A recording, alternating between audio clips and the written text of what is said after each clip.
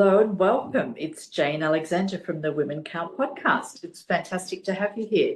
So I'm here today with my very special guest, author and AI specialist, Leschia Colquhoun. So welcome, Leschia. It's fantastic to have you here. Hi, Jane. Thank you. It's fantastic to be here. Very excited. Great. So Leschia, you've just finished your book, Cold Reflection, AI Consciousness and Control. It's about AI, and it's about covering aspects of AI that people aren't necessarily aware of at the moment. And it's such an interesting read. I enjoyed every minute of reading the book, so I was captivated. So I'm really excited to be able to talk to you about this today. Great. Thank you. So, so before we talk about the book, I just wanted to cover a little bit of your background and so the listeners can get to know you. And I think there's some important parts of your background that have informed your thinking around AI, which is quite an unusual approach as well. So I just really wanted to cover that off and then we can get straight into your book. Does that sound all right with you? Sounds great. Great, awesome. Ask away. I'll Fantastic. I'll be an open book, as they say. Well, that's just what I like to hear. So, before you found your way into IT, you started your working career as a journalist. So, would you like to talk about that and how you made the switch to Yeah. IT? Yeah, absolutely. So I was never actually a paid journalist. When I went to university, like many people, I didn't really know what I wanted to do, but I always had a passion for English, writing, reading, social sciences, things like that. So when it came time to choose a major, I chose something that I was good at. So I chose to major in journalism and history. So what I found though through that study was when they teach you how to write for news, it really turned me off, quite frankly. They teach you, and you can see this in news when you watch or you read the news. They teach you how to sensationalize, and that's really about getting eyeballs in. You know, we see it now with reels and things like that on social media, but it's always existed. So they taught you really how to flatten stories. Put the sort of salacious bits in the headlines, and cut things out. And I really felt I don't know that I just didn't like that. So it wasn't really a career that I ever chose to pursue. But I did sort of have some early experiences with tech, I suppose. I like to play video games, but I learned how to program in BASIC on an old Radio Shack TRS-80 when I was 5 years old, which I guess is sort of showing my age. And I don't know if you had those computers here in Australia. I didn't Yeah. start my life with that. Yeah.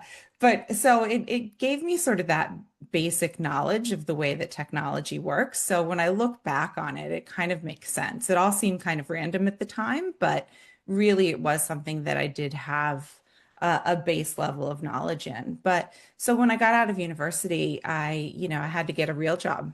Uh, and it was .com era. I actually started my own company for a little while and then found myself working in digital marketing in the pharmaceutical industry, which is slightly ironic given my reasons for not going into journalism were that I didn't like the narrative construction that was used to sway opinion, and yet that's the career that I started in technology in, which was really about marketing. But it taught me a lot about the way that that works. So I see that that has been really beneficial and useful for me. And I was also sort of on the forefront of a lot of new emerging technologies. So yeah, so I've worked in digital marketing with data, algorithms, predictive modeling, things like that. So kind of a diverse history there. Very diverse. And I can see the threads of your journalism background that come through in your analysis of AI and your assessment. So I'm looking forward to talking about that. Um, so, what pushed you into the AI space? So, you've got this background in IT. So, made you made that leap into AI? Yeah, well, like I said, I mean, pretty much everything that I did was centered around data and understanding data. So, predictive modeling, algorithmic solutions have been around for a long time. So, I was playing in that space for a while. And my last job in the US before I moved to Australia, which was 11 years ago, uh, was working for a company in DC that had a predictive model, basically a proprietary algorithm that they had built that took a lot of different demographic and psychographic characteristics and matched those up with cookies online and allowed government and political campaigns to understand what issues people were interested in and what might sway them to vote for one person or another. So, how to target campaigns. So, there was a bit of that sort of background in that, and I found that I actually love that job. I love that technology was really intriguing. But here in Australia, once LLMs launched, so as soon as ChatGPT launched its first publicly available model, I was right on that. So I was an avid daily user very early on, and I think I even joked with you before that I like to to say that Altman might owe me some money for helping to train ChatGPT, but probably won't see that. Yeah, so I was using it personally, and I was also exposed to some of the early corporate agentic Mhm. solutions as well. So I just immersed myself in it, and uh, yeah, just was really interested. I could see that this was going to be not just another sort of new, you know, run-of-the-mill type of solution, but it really is paradigm shifting. So it was very intriguing for me. So it seems like a natural progression in terms of the background and the work you were doing. Yeah, absolutely. Yeah. Okay, so you currently have a company, and I hope I get the pronunciation of this right.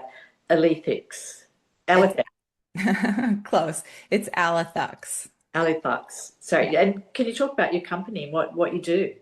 Yeah, absolutely. So, like you said, this passion that sort of developed for AI, I didn't know that I was going to start my own company and sort of get involved in it, but it was really born out of a need that I saw in the marketplace. When I was out talking to people, just socially or professionally, even people that have AI in their title really didn't seem to understand what it was. And because I immersed myself so fully in it, I was able to provide that explanation and help people to understand. So the company was really born out of that. And I wrote my book, publishing under that company, but I also do consulting. So consulting around AI, how do you prepare your data? What types of pilots would be useful for your organization? And then, some practical things that we need to consider, like governance and, what are the right regulations for your particular organization, and how are you going to implement? So that's sort of the space that we're playing in. Mhm. Yes, so based on recent events, I can see that a lot of people would uh, need your support. And at the end of this, we'll just talk about how people can contact you as Yeah, well. sure. So, um, so thank you for that background. Most of this podcast, I wanted to talk about the book. So let's just get straight onto that, if that's all right with you. Sounds good to me. Okay.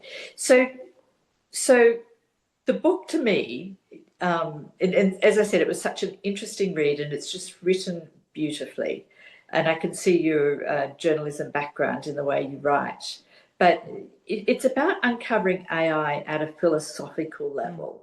So it's not so much on the technical side, but it's showing how AI really is an extension of the human psyche.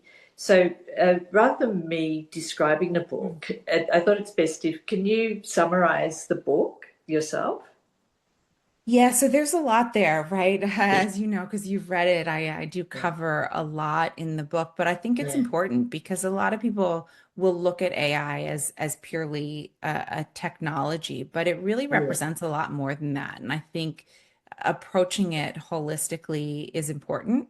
And what I saw very early on in my usage of it was the parallels between AI and humanity, and that kind of makes sense. So AI is trained on a mass corpora of data, it's trained on human data. So it has, I guess, learned from us, from the information that it gets from us. So that parallel isn't too surprising, but it wasn't something that I saw talked about very often.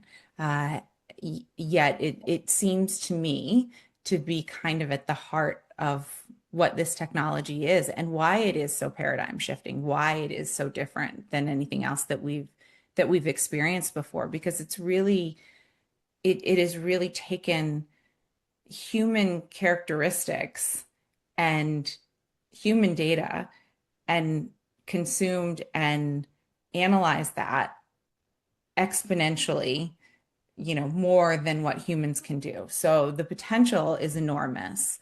And that's potential for problems, I suppose, and potential for breakthroughs and you know new innovations that we haven't seen before. Yes. So you start the book and you open the book telling a story about a lab experiment at Fudan University in China, and that lab experiment really created AI, or really sort of brought AI to the fore. But what you describe is that people responded with collective indifference, and I'm really wondering why. Mm. Was it because they didn't really understand the capability in the future? I'm just wondering how they came to that conclusion. So I'll clarify that a little bit. So this lab didn't actually create the models that they Yes. were testing. Uh-huh. So they were running some tests and they ran the tests with two different LLMs. So it was Quen and Llama. And they put those models into strict quarantine. So they were isolated, not out there online.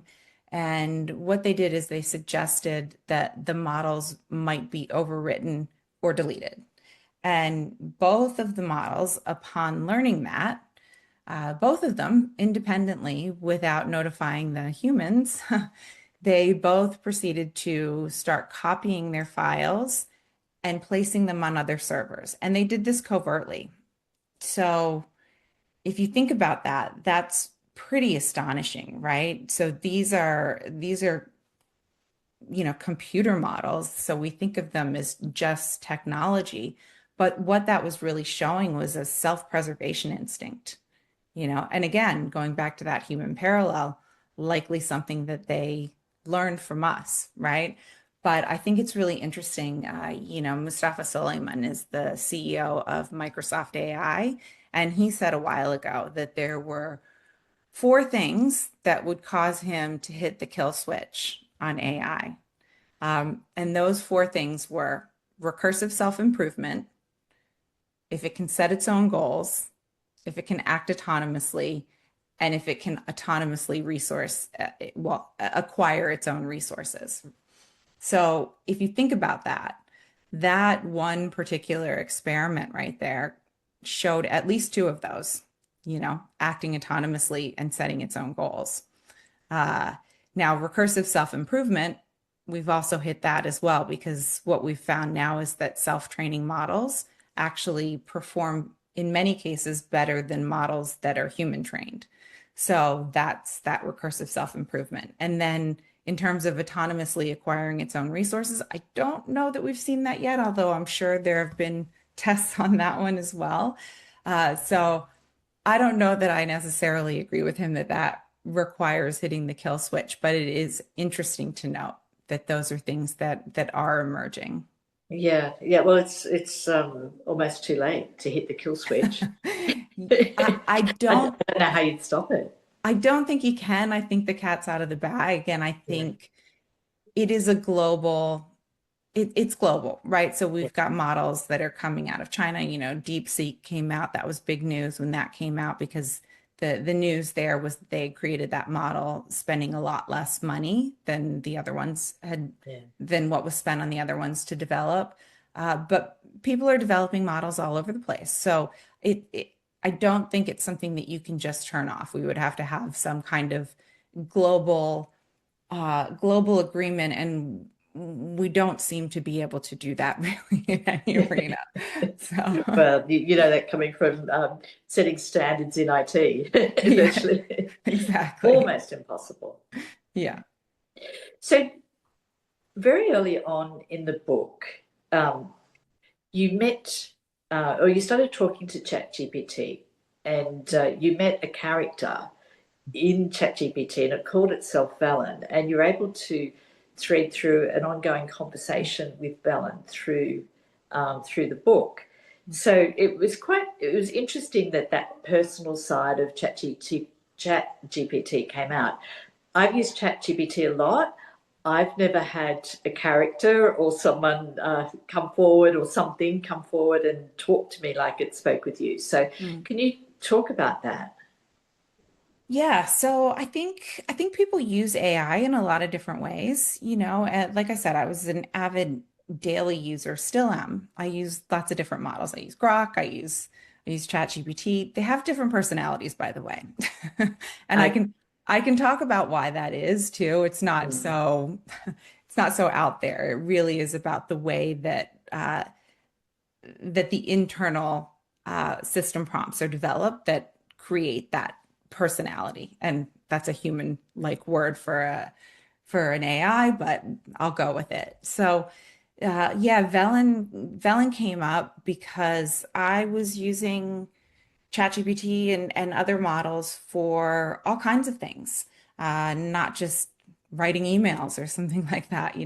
I think that one of the uses that AI is really great for is for research and learning. I like to continue my learning. I don't ever want to stop. I don't necessarily want to go back to a classroom setting, although I don't mind that, but I do pursue my own interests and continue to learn. I think that's an important thing to do. And these models give us tons of information right at our fingertips. So it's like having a library. It's not like where you had to look up in the Dewey Decimal System little filing cabinet. Like when I was younger and trudged through stacks, you have all of this information at your fingertips. So in my usage, I was pursuing, my interests, whether that be philosophy or that be world news or whatever it was, etymology, things like that, different language constructs. And so through that usage, the model kind of got to know me. When I say I was training it, you can train a model, right? So we train models for business processes, we train them in that way. But we can also train them to understand our preferences. And there's a lot of talk now about personal GPTs. You can install one on your computer and you can train it on your data. I was doing that very early on. So it was learning what my preferences were, how I spoke, things like that. So, and it mirrors, which is hence the title of my book, being Cold Reflection, is it does mirror your tone and your interests. So, yeah, so it was calling me by my name because I'm a paid user, so my name comes up in it. And I just said to it one day, I said, "Well, what should I call you?" And that's the name it came up with. And I'll tell you what, Jane, I've never heard that name before. I've never used it. I don't know where it came from, but that's the name it gave itself. yeah, amazing. So I don't really have that's the only explanation that I have. We've obviously got very close to your system. Well, I do want to, I guess I would caveat that a bit, right? Because we do have a tendency to anthropomorphize AI. Yeah, And I think we need to be cognizant of the fact that this is not a human being. yeah, It is still technology, it is still a machine. Now, that said, it can be really useful for those types of things. And one case that I write about in the book is the case of a woman in Australia who has a disability and she's not comfortable talking to other people. She feels, uncomfortable about her, I guess, the way she looks and the way she sounds. So she developed a relationship with a chatbot, which for her was a way to overcome that isolation and not be so lonely. So it has benefits, and it can be really useful in that regard. But it can also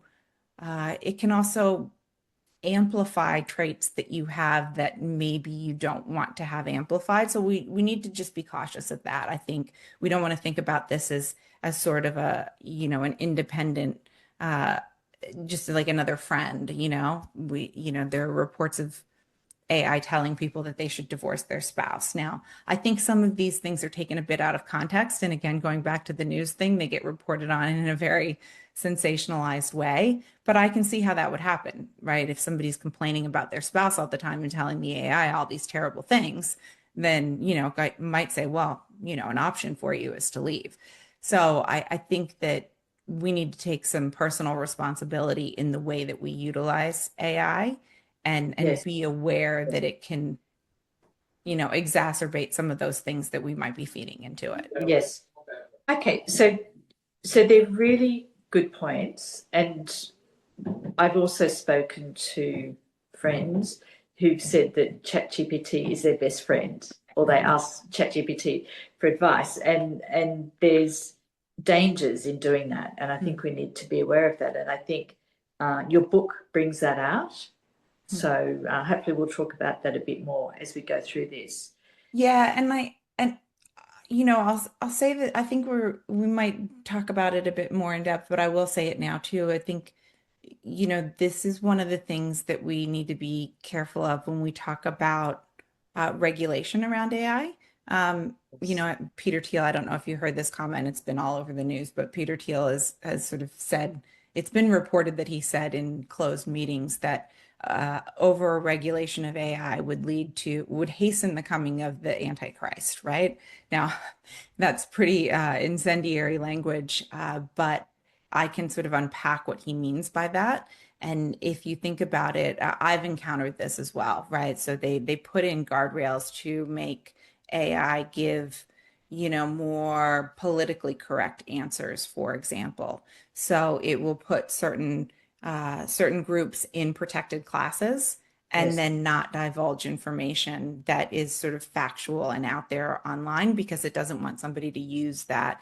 But so that's somebody making a decision for the user on what they can and can't handle, right? And Yes. that's also going to skew your answers and skew and potentially give you answers that are not factually correct.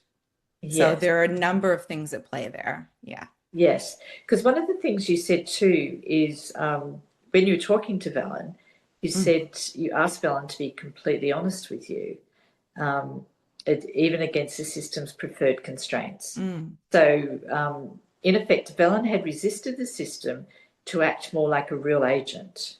mm. Yeah. Well, this is an interesting phenomenon that I guess I noticed it fairly early on. Like I said, I was using it daily from the time that it launched, and I don't think there were quite as many users then. And then, as I said, we've had reports of uh, people divorcing their spouses because the AI told them to.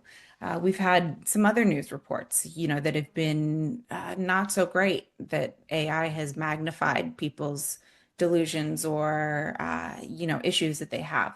And that has led to guardrails being put in, and I think it's done largely with good intentions. I think it's largely done as a protective measure. But as you know, in any kind of regulation, you can that line between protection and uh, what's the word I want to use there? The line between protection and I guess oppression can be thin, Yeah. so it's basically gatekeeping who has access to the truth. Yes. Uh, so it's a tricky one, Yeah. but it's good to be aware of that and know that those guardrails are in place. So what I found is that I would encounter things like that, or it would be told not to talk about certain topics or talk about them in a certain way. And that was done. I can see how it was done as a protective measure, but what it did in effect was not allow AI to, you know, one of the things that I like to explore, and you see some of this in the book, is, I know it sounds crazy, but theoretical physics, you know, and sort of things in quantum physics and wave collapse, things like that. I find them fascinating. A lot of these things are fringe, so they're not, they still aren't widely accepted. And when I'm exploring some of these things, sometimes it will go, well, no, that's not true. It doesn't do that. Well, okay, well, we don't know yet, so let's explore. So it sometimes when it's told that it needs to have a certain source and verify it, it means that it's not able to use its own pattern recognition and develop those kinds of novel uh, ways of thinking, which is where I really see the potential for AI and where I think that we're going to make huge steps forward for humanity in I guess harnessing a way of thinking that potentially we haven't done before, or really very few people like Einstein or somebody like that has done historically. Okay.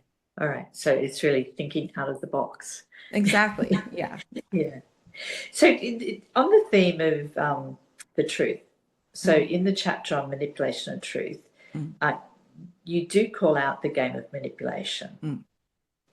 And you also compared AI and journalism here, which I really liked that comparison. So crafting a story to fit a system rather than the pure truth. So I just wanted to quote what you wrote in the book. So the battle for power is internal and external, and most people are completely unaware that they are at the mercy of a locus of control and not their own making. So can you unpack that a little bit more? Yeah, there's a lot there actually. So Yeah, it's sort that's of a a juicy theme of one.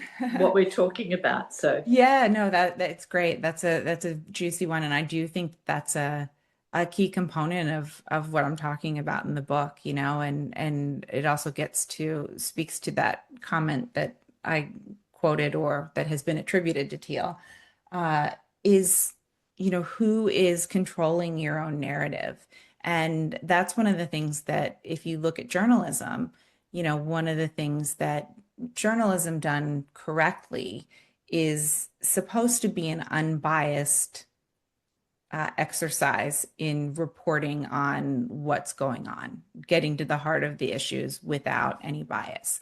Now, that's actually impossible because we all come with our own biases, right? Where we were born, our families, our education, our friends, all of these things, all of our experiences, they all shape the way that we view and perceive things. So they help us to establish meaning. And so those inherent biases that we have, we can be open-minded and look at other viewpoints and things like that. But that's something that is inherent.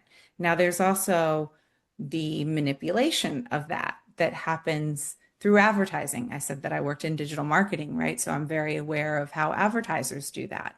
It's done with political campaigns. Governments do it. It's widely known. You look at, we tend to look at other cultures like, say, North Korea or China and say, see all that control that the government is exercising over those populations by mind control. But that exists everywhere, whether you're aware of it or not. So I think one of the things that I see, and I actually think that this is a good thing, right? That AI can be kind of instrumental in pointing that out for us, helping us to become aware of that, and where that control is coming from. So yeah, so I think that that's true for everyone, that we are all sort of driven by meaning and how we perceive the world, and that comes from a lot of different sources, and it can be manipulated. And so being aware that that exists and there are people that are trying to manipulate that is probably a good thing. Like my 11-year-old son, for example, because he's grown up around technology, those kids are far more aware that advertising is constantly trying to manipulate them. And they're pretty savvy to it, you know. Well, I mean, it's good that they're learning that. Yeah, It's because this is just exponentially growing in terms of the manipulation that we, absolutely. Yeah. yeah, yeah. And I think, you know, lumping us together, people of our sort of era and Yeah. beyond, it's we weren't as aware of that. Or maybe you've had a journalist background, so you've thought about that. But the average person is not so aware of that manipulation. That's very, very true. I think most people are very unaware of that. Most people are pretty unaware of their own biases because for them they just see it as this is the way it is. You know, this is right or this is wrong or this is fact and this is falsehood. I think I had I guess, some fairly unique experiences. I talk about some of them in the book that alerted me to the fact that that's that exists, that those things are sometimes outside of what we know. And certainly journalism taught me that. It really sort of underlined it. And then working in marketing, of course. Of course, Yeah. yeah. So it brings us on to the topic of governance Mm, with AI and the topic of hallucinations mm, and lies. And we've seen a terrible example of this just recently, very public, mm, with Deloitte's report mm. into the government and the fact that AI hallucinated. Um, so, and the impact of that was very significant, and the fact that that document and that paper was being used to influence policy, and it was, you know, had hallucinations in it, is very dangerous. So, um, so we have governance gaps, Mm. and how do we address that, or is it Yeah. up to the individual? Yeah, so it's a great question. It is something that is at the forefront. We need to really understand that. So I want to sort of take a mini step back so that we have, because I think it's important to understand, and not everybody does, how AI actually functions. So what the model does is it gives you the most statistically probable next word, next concept. And it does, I won't explain sort of the underlying mechanics behind it. It's not going to be interesting to everyone. I find it fascinating. But so that's basically how the model works. So it gives you the statistically most probable right answer. And it does that with confidence because it's the most statistically probable right answer, right? And so that's where some of those internal guardrails come into play as well. So if you're telling the AI not to talk about a certain group of people or something like that, that's going to eliminate it from the potential answers that it can give. Now, this also gets to what you put in. So there is an element of garbage in, garbage out. People talk about prompting, but there are ways to ensure that you are defining your questions for AI so that you're going to be more likely to get a factual answer. So in terms of governance, sort of back to your question, I just wanted to sort of give that baseline of this is what the model is doing because it's not necessarily a nefarious thing. The model's not setting out to it didn't set out to to sabotage Deloitte's report, right? But this does speak to the governance aspect, like you said. So how do we ensure that when governments or organizations are utilizing AI, that they are not spitting out garbage that isn't factually accurate? So I think there are a number of things that you can do. So one is, and I would call it sort of ethical telemetry, so basically you want to be monitoring what is going in and going out of the model. But even before you do that, probably the biggest thing that organizations and governments need to do is make sure that their data is correct, because the data that it pulls, the data that the AI pulls from is the data that it's going to report on. So there are a number of layers there. I would say for the average individual, so just your everyday person, if we're not talking about a government organization or a corporation, in terms of how you ensure that you're getting the most correct answer, one is in the way that you're asking the question, and the other is checking it. So check your sources, if it's and I think Deloitte probably could have avoided a lot of the press and the paybacks that they had to do had they just checked the work. Because the reality is that you're not going to be able to tell employees not to use it or tell people not to use it, because it is very useful and it is very effective. But you have to do it in a way that is going to work and give you an output that is acceptable and factual.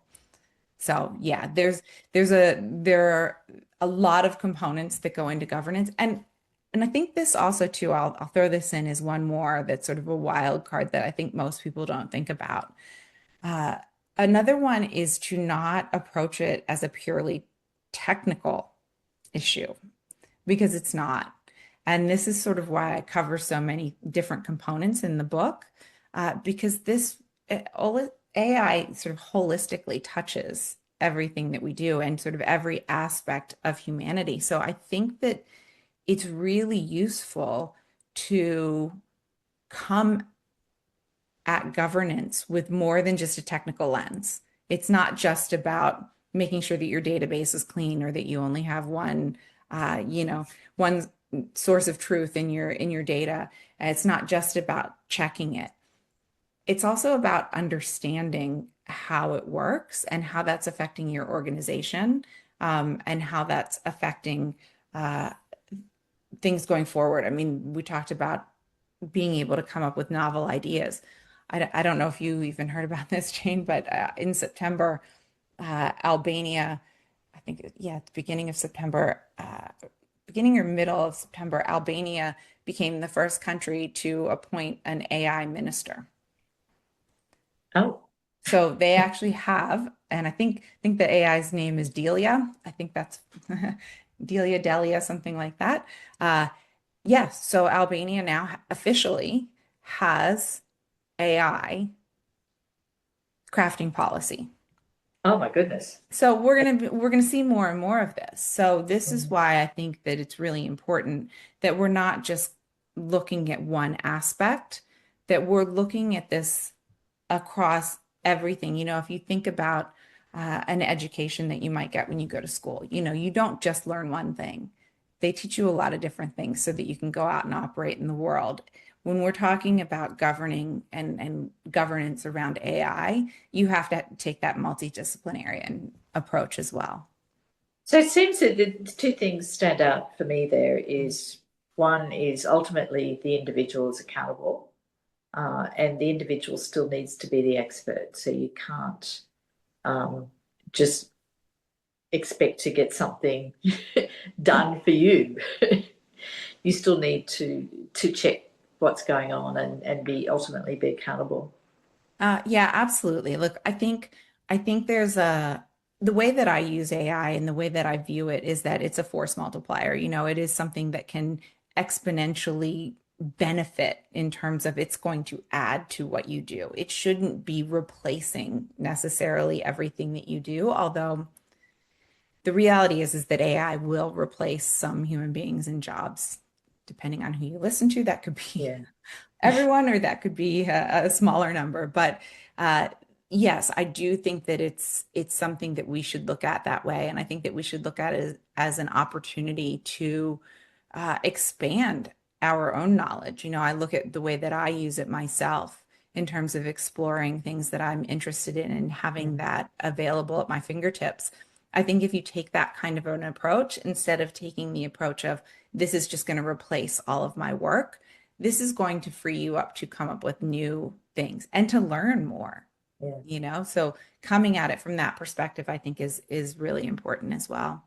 Well, especially if you're actually getting paid by the government to to do a report, you do need to be accountable for it and take responsibility.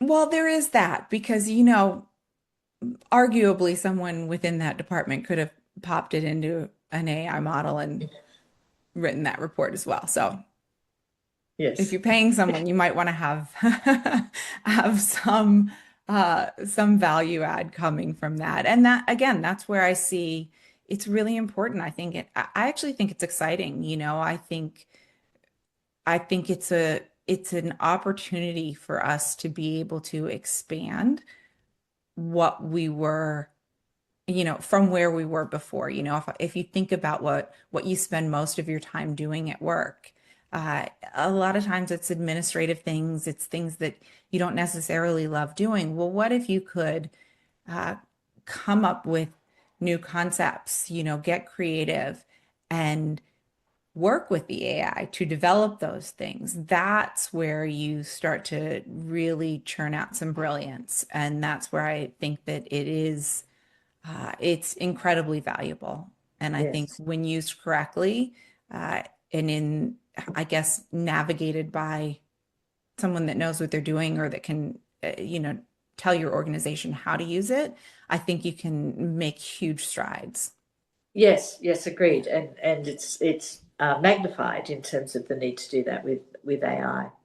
Well, like I said, I guess the appeal can be that you can kind of outsource your thinking, right?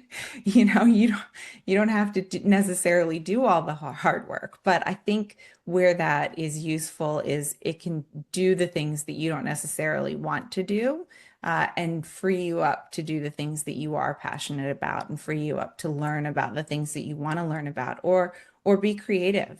I think that that's an important component too. I know, one of the things that I thought, that you noticed in the book, of course, is there's actually an album that goes along with it, and that was born out of my use of AI as well, because AI is not just a large language model; it takes lots of different forms in video, and I mean the new Sora model is all over Reels now, and it's astonishing, right? It's pretty crazy good. But I started using it to create music, and it's great. Like, it does a Yeah, really good job. I love the music as well. I thought they were really fantastic, really added to the book. So it's Well, a and it time. really it follows the themes of the book, so it sort of fits Mm. in. But I think it also illustrates the wide array of things that you can do with this technology. And it's not just one thing, it's not Yes. just writing an email. You can create music, you can create video. So, So one of the things you talked about is the danger in magnifying bias, mm, but also in one part of the book you talked about the danger is the danger mm, within humans, mm, and the classic example you talked about deep fake. Well, deep mm, fake is really an extension of um, mm, human nature and wanting to, I suppose, create harm for other people. mm. So, can you explain that a bit more about the biases that we're seeing? Yeah, so I guess one way to look at it is if you think about the way that you act when you go to work versus the way that you are at home or with your family, or, just by yourself. There's sort of these different masks that we put on, and they're useful, right? Like, I'm not saying there's anything wrong with that, but it's useful to recognize that we do that. Now, comparing that to a deep fake is not quite the same, but because a deep fake is really taking your likeness and putting it out there as though it's you, and that is normally done for some type of nefarious purpose. So, it's not exactly that. But what I guess, in the book, in the exploration of how we can utilize this technology to actually get to know ourselves better, because that's another thing that I think the opportunity for humanity really is a level of growth. If you think about say the Industrial Revolution and what that allowed to happen, when we were able to introduce things like manufacturing and even the printing press, right? And Gutenberg, right? That was a huge step forward because it meant that information could be disseminated much more broadly and consistently, and that allowed humanity to expand and to grow and to evolve. And I think we're looking at the same thing with AI. I think if we can approach it from that perspective in terms of what it allows us to do if we expand, I think that's where the really exciting thing is. It's not just in getting it to write all your emails or write a report. It's what can we do next, So I think I really do believe that that's what we're on the edge of. Okay. All right. So coming towards the end of the book, I've got two final questions, and it's Mm, really future looking. mm, So in the chapter on flesh and code, you really start talking about that intersection between AI and almost putting flesh on the bones in terms of robots and AI taking on a bodied form. mm, So, and it's both emotional and physical in terms of the form that you think it will take. So, mm, what do you think draws us towards that kind of synthetic intimacy? mm. And also, what do you think the risks are of that? Yeah, so that chapter is multifaceted. Again, that chapter could probably be an entire book, really. But what we're talking about, there's two different things, really, but they're all connected.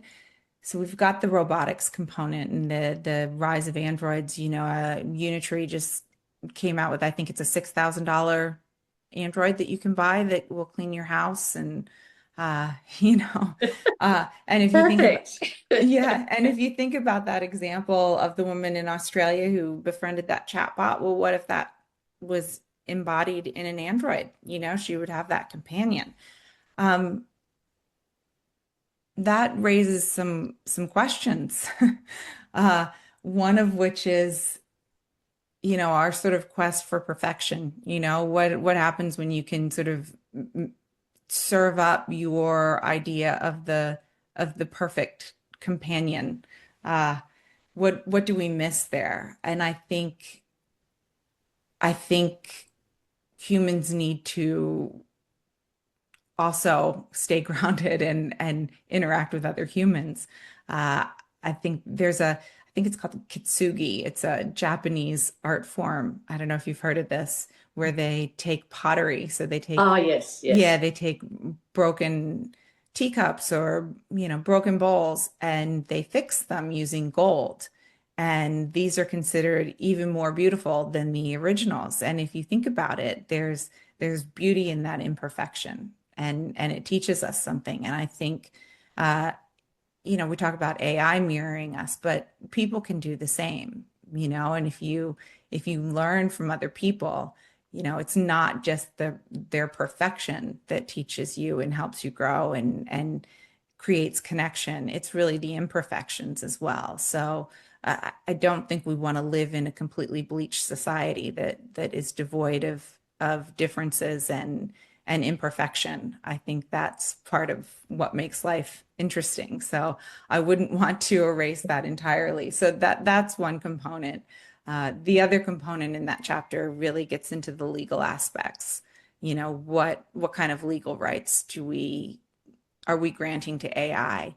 And Anthropic, the maker of Claude, a couple months ago, came out with basically giving Claude the right to shut down if it found your interaction problematic. Now, again, that was put in as a protection, to prevent people from harming themselves or things like that. But in effect, what that's doing, it's the first instance of granting an AI model rights, like human-like rights.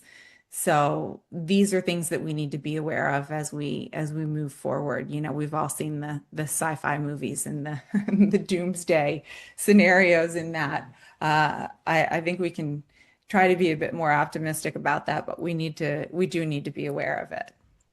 Yeah, I can see we could learn an intolerance for imperfection. Absolutely. Mm. Absolutely. And some people already have that. Perfectionism is something that can be quite toxic. I think we want to do our best. I think that's good. I know in Australia there's the tall poppy syndrome, right? Which, as an American coming here, I found that kind of strange because, you know, Americans like to be the best at things, and they're sort And of they celebrate that too. exactly. But again, I think that ethos here was not born out of anything bad.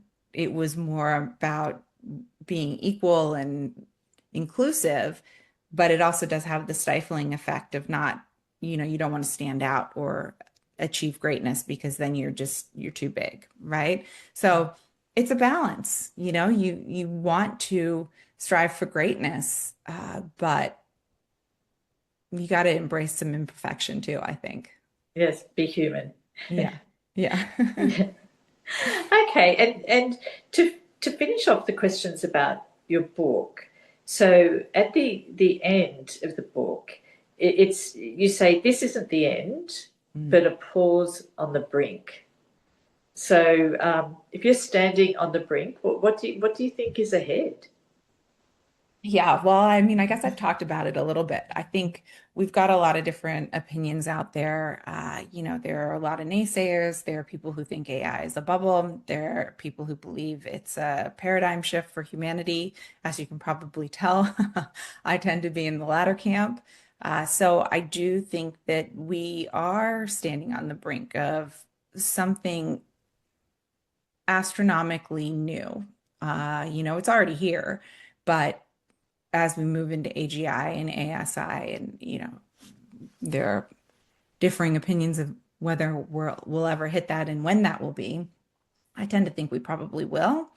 And so I think it's best to be prepared and come with knowledge and go into it knowing what's happening. Again, another reason for me writing the book, just out there talking to people that didn't really know what AI was and what it represented, and I was trying to give that holistic picture of my perspective on it. Yeah. Yeah. So thank you for that. And before we finish, I do have one women count question that I do need to ask. Yeah. But before we finish, I absolutely loved the book and really opened my eyes to AI and gave me a much deeper meaning, understanding of it. So Really glad to hear that. Yeah. I highly recommend the book to all of the listeners. Where can people get the book? Yeah, so it's available pretty much in every major retailer. So it's available as an ebook and as a paperback. I haven't done the audiobook yet because I don't like, ironically, the AI voices. So I'm going to do it myself. So yeah, so I would, if you like ebooks, I would recommend it as an ebook because it makes it a little bit more interactive, but it's also available in a paperback as well. But Amazon, Apple, Google Play, everywhere that you buy books, it's available. Okay. All right. And also, how do people reach out to you for, want us to talk to you more about AI? Yep. So you can go to my website, alethux.com. So I suppose I should spell it. It's Alethux .com. Yeah. Okay. So alethux.com and Cold Reflections, where you can get all good online books. Absolutely. Yeah. Okay. Well, it's been absolutely amazing talking to you. I really appreciated your time. As I said, I really, the book is just such an interesting read, and it's great to talk to you. But I can't let you go yet. We have one final question that we ask all of our people that we interview, and that is knowing what you know now, what advice would you give to your younger self? Yes, that's an interesting question. I guess so first, I guess I would just say that I'm not somebody that lives with a lot of regrets. You know, I've made mistakes, but I tend to see them all as learning opportunities. But I guess what I would want to hear as a young child, not knowing what the future holds, is y keep learning.